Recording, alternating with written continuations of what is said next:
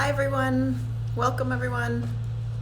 We're hopping on live and this is our Thursday Q&A. So it's our time on Thursdays to come together and really to answer any of your questions, whether they are questions around Ayurveda or if you might have questions about any of the Vedic sciences really. So if there are questions that are also arising around yoga or meditation, Advaita, non-duality, this is really a time for us to come together. But we host this through Rasa Ayurveda, so the intention is truly around Ayurveda. So if there are any questions that are there, now is the time. We have half an hour together. And I'm seeing a few of you hopping on. Welcome everyone, welcome. Nice to see some of you. I imagine that it's a little bit loud here, as per usual. In the last few weeks, I'm here in India, and there's construction and the noise of just aliveness, life, as it is, outside the window. So, yes, hi, seeing lots of familiar faces through names. Welcome, everyone. So questions, you get to pour your questions. Hi, Kimberly. You get to pour your questions into the comments below. And then from there, we will dive in. Hi, Robin. I see various of you who were here last week also, so it's so lovely to see you again. Anything that's there for anyone?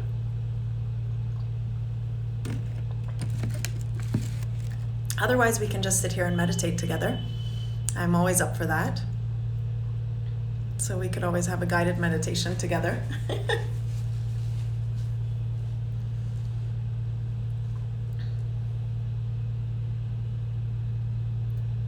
Hi everyone, welcome. Questions, any aliveness that's there for everyone, for anyone. This either means that you have lots of questions or you have no questions, like all your questions have been answered by life itself. Okay, a question coming. Tell me, Naughty Gals, you've been on a couple times these last couple weeks. Tell me what your first name is, love, so that I can actually call you by your name.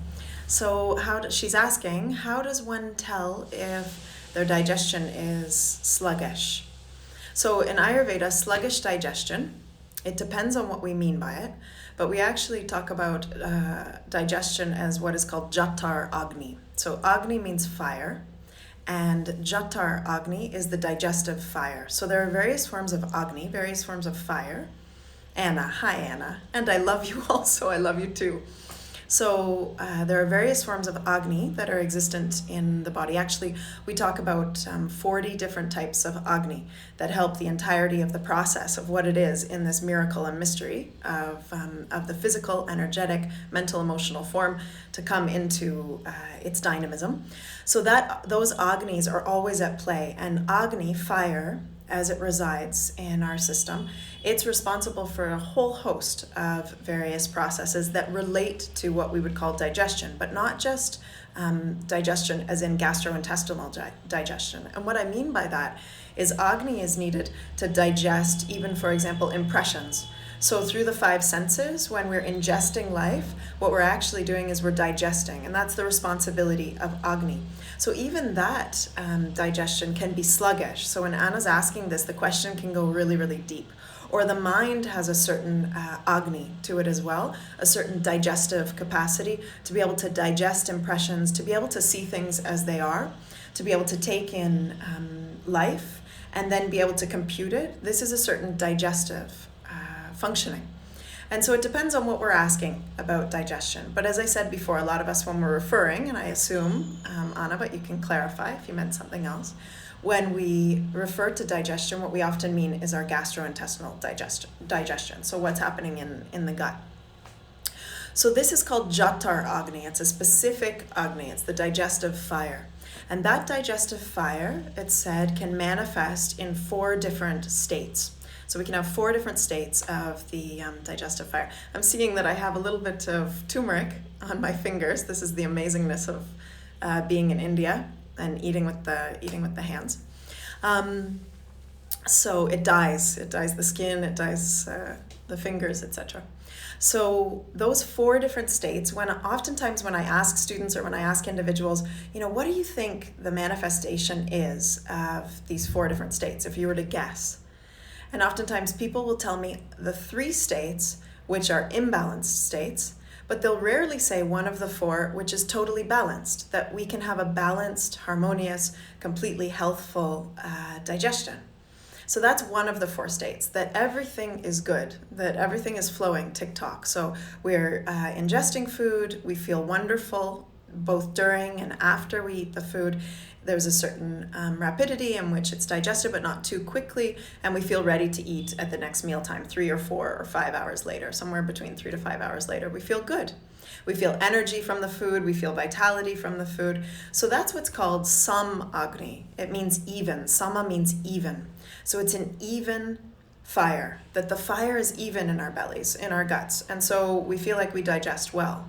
But then there are 3 other states of Agni, and those are the ones, Jatar Agni, those are the ones that a lot of us tend to be more riddled with. Because if everything's good, if we have Sam Agni, if we have this even Agni, this even fire, then there's very little noticing, right? Everything is in balance. It's in its natural state. But those other 3 states of Agni are they're Sanskrit terms, but just so you can understand with a little bit more simplicity. One is high Agni, which means that the digestion is burning. So it's really high and it burns everything. It's like we have appetite all the time, and no matter what we give to the body might still stay frail, or it may still stay depleted. And a lot of us, we might say, if we have friends who can just eat whatever they want and still they stay really thin, but there's a lot of malabsorption. But a lot of people will say, oh, I hate you because you're able to eat whatever you want and you don't gain any weight, with our incessant obsession, especially in the Western world, about being thin. In Ayurveda, this state of Agni, this extremely high Agni, is also an imbalanced state, actually. So we don't want the Agni to be burning all the time. It's literally burning all the fuel. We want there to be a sama, an evenness in which that which is to be absorbed and retained is. So that's one of the 4, one of the 3 more imbalanced states. Then we have another one, which is called Mand Agni. So this first one that I talked about, the high Agni, is called Tiksh Agni, sharp Agni, high Agni. The second is called Mand Agni. And Mand Agni is the one that I imagine Anna is speaking to more. And Mand Agni means slow or low. So it means a slow or low fire. And what happens with a slow or low fire? We know that, right? Things don't necessarily come to a boil, things don't get fully cooked, things stay raw or undercooked. That's really Mand Agni. And so Mand Agni means that we might eat a meal and we don't even have that much of an appetite maybe when we eat, or we eat and then the food just sort of sits and sticks, and we feel heavy or lethargic even after we've eaten. The food doesn't seem to move. The next meal time might come, but we're still not feeling hungry for any food. Again, we may have malabsorption, but in another way because it's sluggish. It may also contribute to eliminatory challenges in that we feel not quite constipation, but we feel like everything is very slow to move. And even sometimes like the stool doesn't pass fully, like some of it is sticky or there's mucus in the stool. So Mand Agni, this sluggish digestion, when she's asking this question, is due to usually a kapha imbalance. So usually because earth and water have increased in the physical system, but also in the psychological system. So the energies of earth and water are out of balance. They've been heightened. They're in this heightened state. But before I move to that, let me just move to the 4th of the states of Agni, or the 3rd of the 3 imbalanced states of Agni. And that 3rd one is another one where sluggishness could happen as well. And that's why I want to mention it, also because I like completion. So this 3rd one is what we call Vishma Agni. So Vishma Agni is oscillating. It's irregular. So it's an irregular Agni, an irregular fire. And what does that mean? It goes really high sometimes and really low at other times. So it kind of oscillates. It goes up and down all the time. And so sometimes we're really hungry, and other times we're not hungry at all. Sometimes we can eat a lot, and other times we can only eat a little bit. And so Vishma Agni can actually cause a lot of challenges, because we can also find that we have a sluggishness. That sluggishness comes more because the digestive system and the Agni really doesn't know when the next meal is coming, or when it can prepare for digesting, how much to prepare for digesting, because the quantity that's given may change and fluctuate all the time. So Vishma Agni is this irregular digestion or irregular fire, and that too can cause a lot of digestive havoc. So sluggish, when you ask about sluggish digestion, this more manda, low fire, low digestive fire is, as I said, a more kaphagenic issue. It's an issue of kapha dosha being vitiated, being imbalanced. And it means, again, that earth and water tend to be higher in our system. So maybe it's that we haven't been exercising. That creates a more earthy, watery kind of symptom in the structure, or it increases those energies. There hasn't been enough movement. Maybe it's that we are in a season of kapha, like for example, this later winter season tends to get very dense, heavy, and so that can create certain kapha effects, and a lot of us will see this. Digestion's pretty good the other seasons, and then we notice as we approach February, March, maybe especially March, everything starts to get a little bit more heavy in the structure. That's again because earth and water in the seasonality have also increased, and so that's reflected in our inner fire. Another reason may be simply because we haven't been really living into our uplifted purpose or life or dynamism. And so because of that, everything again is a little bit stagnant. There's a stagnancy that's happening generally in our life, and that stagnancy also translates into our digestion. And so we find that our digestion again becomes really inhabited by earth and water. So there are a lot of different reasons. Another could be a mental state. So the mental state might be that we've slipped into a state of negativity or of lethargy, similar to the last thing I said, but maybe our mental state is really inhabited by that. And because of that, we start to notice again that earth and water, that kapha, is increasing generally in the structure, and that's affecting the digestion. Ayurveda, we very clearly, in the rishis, the great beings, the great masters, the great original seers of Ayurveda, very clearly outlined that all of dis-ease, all of the lacks of ease, or all of the imbalances that manifest, relocate, and come to show themselves in our system, whether that's physically, emotionally, mentally, all of those start in the digestive tract. So if we take care of our Agni, what we're actually doing in many ways is we're taking care of every system in the body. Because in the pathogenesis, in Ayurveda, showing how pathologies, showing how diseases start to spread and manifest in the system, it's really shown that everything starts here. So everything starts first and foremost in the Jatar Agni. It starts in the beginning points of our digestive fire, what we eat, how we eat, but also what the state of our Agni is. So if we have sluggish digestion, some of the things we can do is, and I so often highlight this, because a lot of us with our, I would say, allopathic conditioning, and even if we really have, we're touched by and we have such a belief in natural medicine, we, in the collective consciousness, we've sort of been pervaded, there's this pervasive inpouring of allopathic or Western sentiment. And so because of that, we so often treat symptoms, right? There's more of a treatment of symptomology, whereas Ayurveda really looks at the roots of things. It looks at what is the underlying current of the energetics that is maybe out of balance in this system that's creating what's happening now. And so because of our allopathic conditioning, what I find is that when there is an imbalance manifesting, one, we go to treat the symptoms rather than looking at the roots.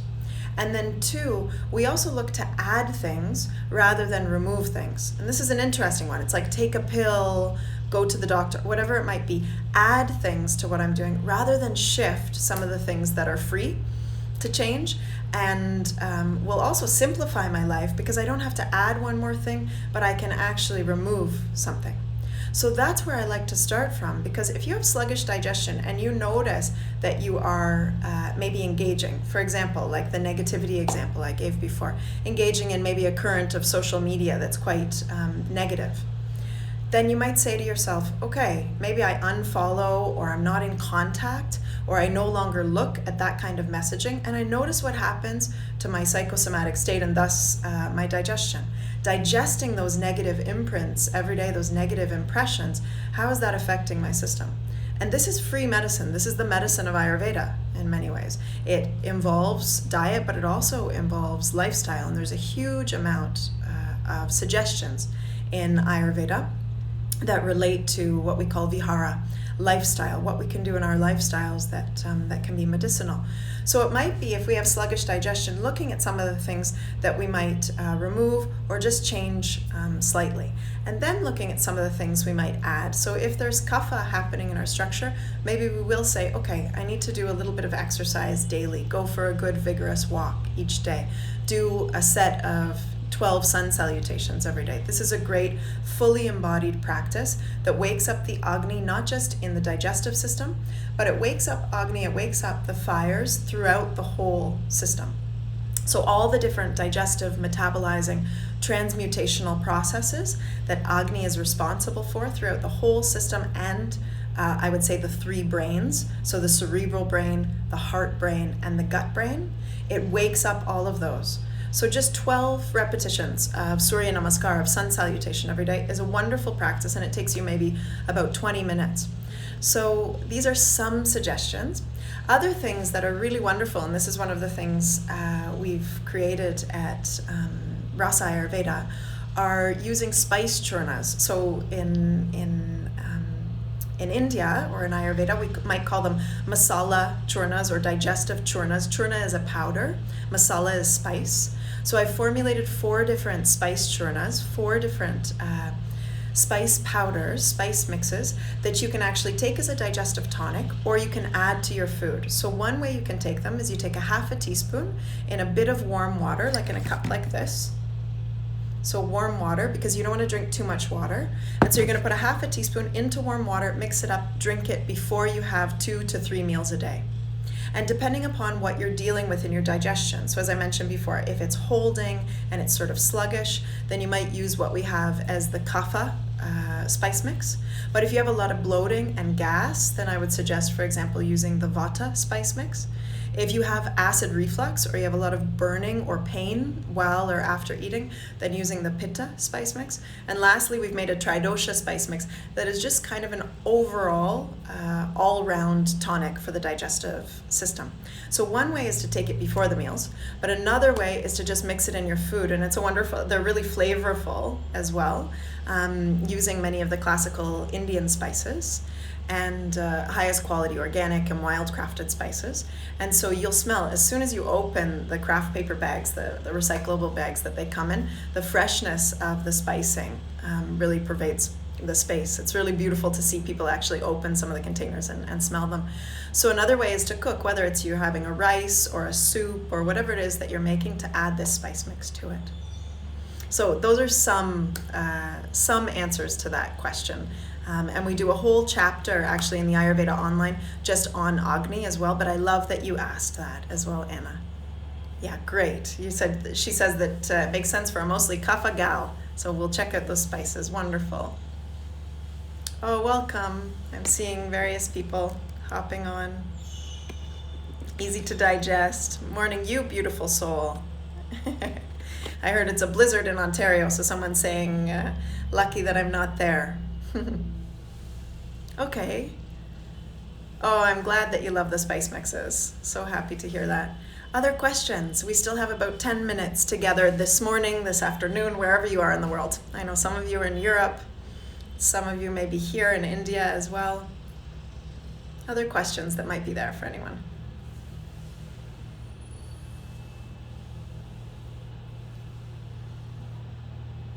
And I'm going to have a little bit of my current Tulsi ginger tea. This is a company that over the years I've been loving and inspired by here in India, Organic India. So it's beautiful. They bring it's backwards, of course. They bring organic Ayurvedic products, and in many ways they do something similar to what Rasa is offering, that they really make Ayurveda palatable. So we can say that in more ways than one, but they're really allowing the ancient wisdom of Ayurveda to be simplified in some ways, yet still remaining a lot of potency. So they're here in India, and I'm enjoying some Tulsi ginger tea right now.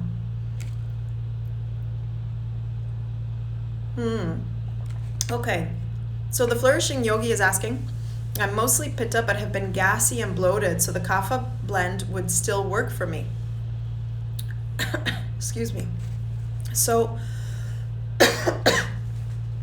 if you're pitta but you've been gassy and bloated lately, gas and bloating is actually more related to vata dosha. So what I would suggest is actually using the vata churna, which has some spicing in it as well, which is helpful for keeping a calmness also in a pitta digestive system. So it will be helpful both for pitta and vata. And something else you can do, like if you know that you're dual doshad, for example, you're a pitta vata, like that's my prakriti, my constitution, then what I actually do is I mix the two together. And I use the two together. But I would suggest right now using some of the vata churna, some of the vata spice mix.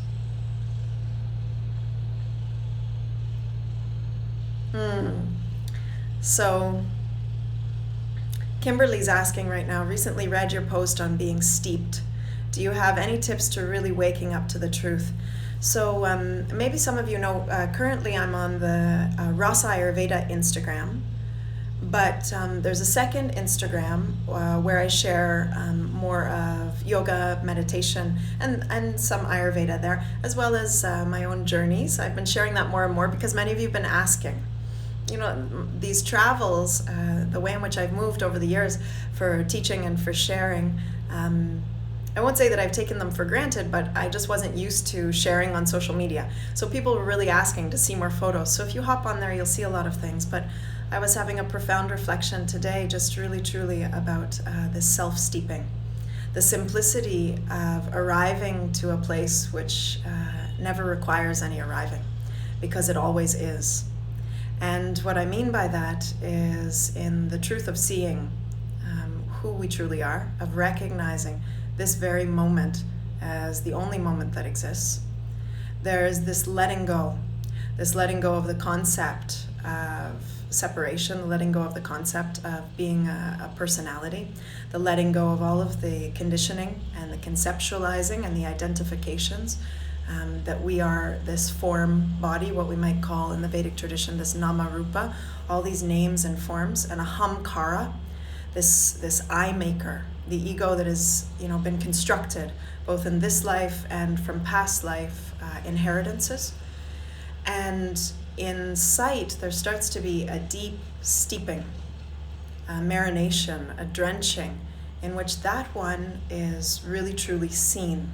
And in seeing, I would say the foreground, in the foreground or the peripheral ground, seeing the personality in all of its puppeteering, let's say it in that way, all of its masks and all of its facades. As this steeping deepens, we actually start to recognize that there's just a complete relinquishing of thinking that we are that one, that we're this personal form, and the letting go into what we've always been. That's the seeming paradox of it.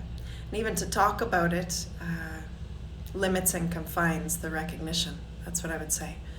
And so Kimberly is asking any tips to really waking up to the truth. Just this question is a tip in and of itself. And what I want to say about that, or what calls to pour through in this moment, is that for someone to ask that question, is there a tip to really waking up to this truth, means that there's a burning inside the heart of a being. And that burning is part of the sattvic, the pure calling to go home.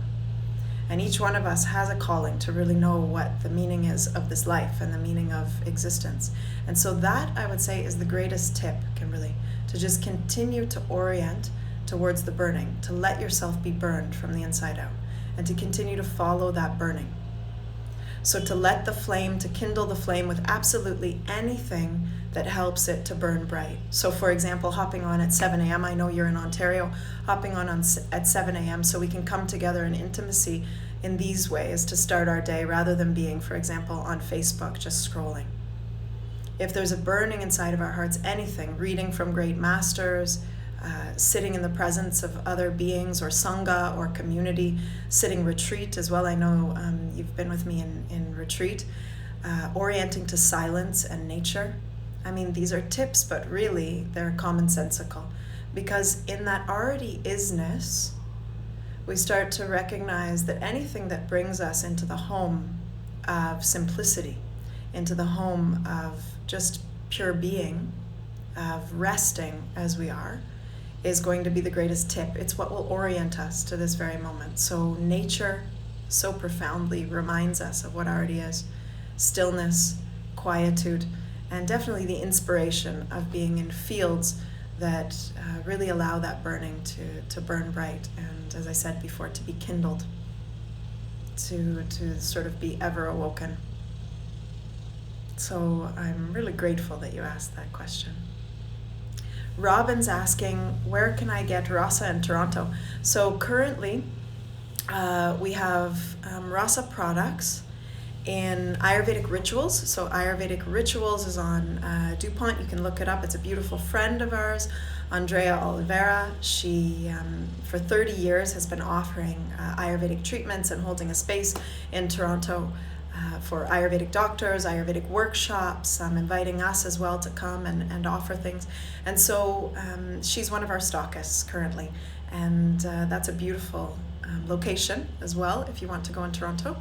And I'm trying to think, I think there is a second smaller retailer that has recently began to carry Rasa, but I can't remember at present. If Lisa was on the call, she would both call me naughty for not remembering and also remind us all. So at least Ayurvedic Rituals is one place at present. The power just went out, but it seems we're still live, so that's good. Okay, other questions? You're welcome. Any other questions that arise? We have a couple more minutes, and I so enjoyed being together in this freshness, and just to allow the questions to arise and to arrive as they do.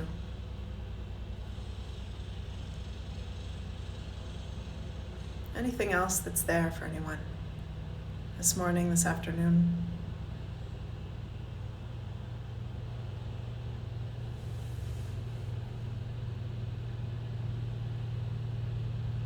We have one last minute, so if there are any questions from anyone, and if you know me or you've been with me in courses or retreats, you know that even though I say one last minute, it's a bit like, that I remember my mother used to say, okay, one last minute. You could have one last minute playing, Scrabble together, one last minute. So I tend to go a little over time if the questions bring that fervor forth.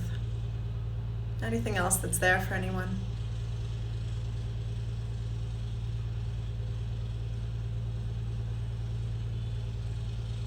Okay, then I would invite you all, if you would like, to chant with me. I think I did this last week as well. We do this in some of our courses. There's a beautiful, there's another question that just popped up, and then we'll do a chant.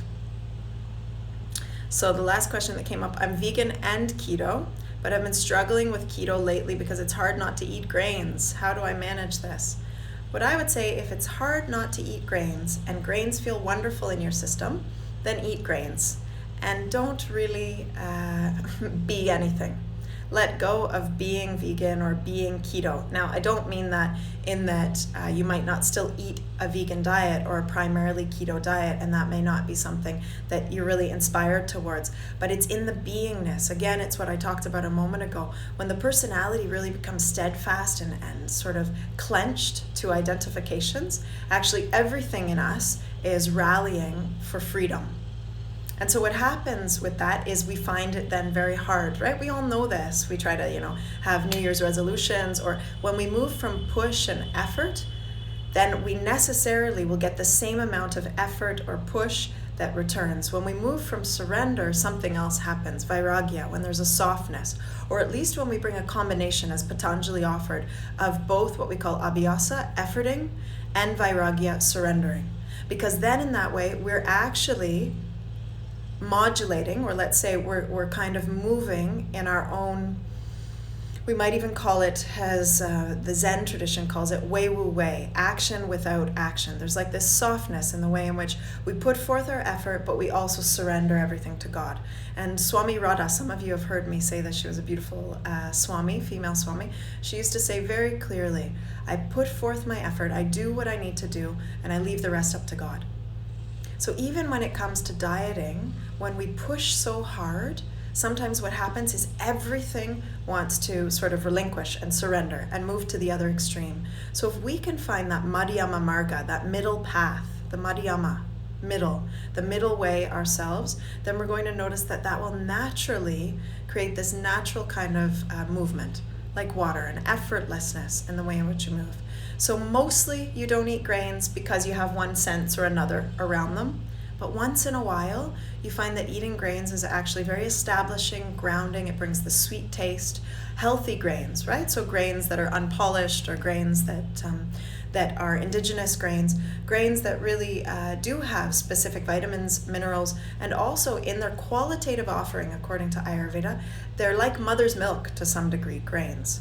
Grains really establish, they create a firmament, they allow for there to be a pacification of vata, so they can be very comforting, not just comfort food, but they create a grounding. So that may be why that some of us still feel called towards grains. So if you're going to eat grains, just finding grains that are healthy. I still eat grains. I'm in India. I eat rice and I eat chapati sometimes, and my body really enjoys it. But if I have 7 chapati a day, like some of my Indian friends, I notice that my body is not so made for that many chapati. So noticing for yourself, once in a while, having grains that may be healthful and not moving constantly from this effort or push or confinement. Yeah, and you're saying it makes you so sick. So maybe trying a couple of those others. And otherwise, as I said now, it's the rasa of sweet. So grains actually correspond to the flavor of sweetness.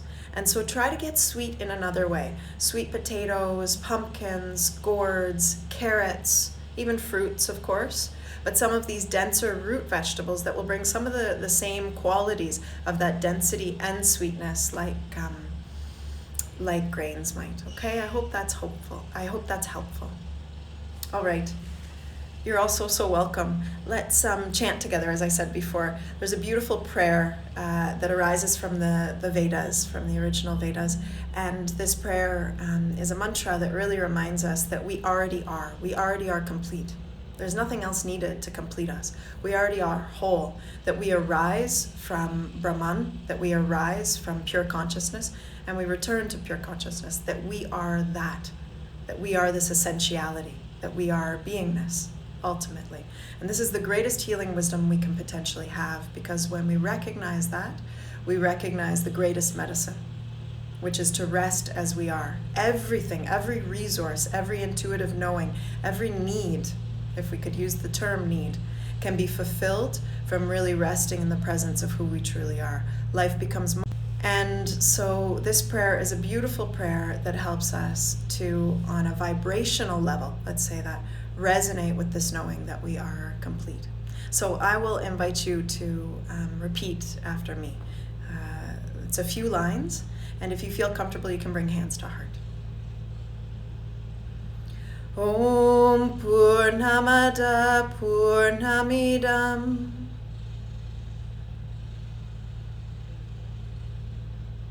Purnat Purnamudachyate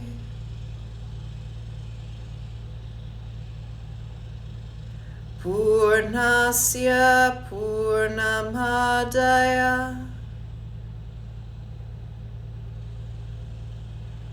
Purnameva Vashishate.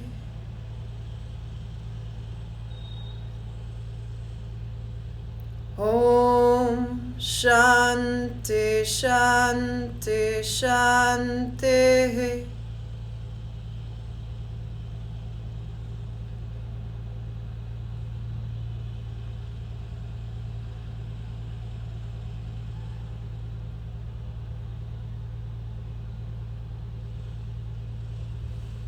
Namaste. Thank you, everyone. And I hope you have a beautiful week. And I look forward to hopefully seeing many of you in the upcoming week and the upcoming week's Q&A.